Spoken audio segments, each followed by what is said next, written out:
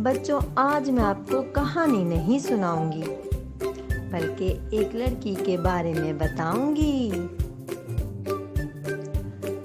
उस लड़की का नाम सबा है, जिसकी अच्छी आदतों की वजह से सब उसे बहुत प्यार करते थे। उसे पढ़ने लिखने का बहुत शौक था। वो जमात की सबसे लायक बच्ची थी।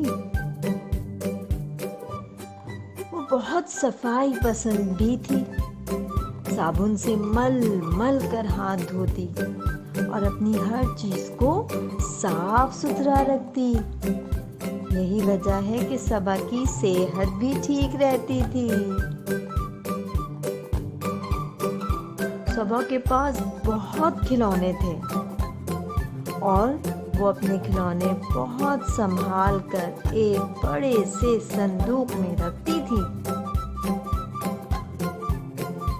उसकी सबसे अच्छी आदत थी, सुबह सवेरे उठ जाती थी, इसीलिए वक्त पर स्कूल पहुंचती थी।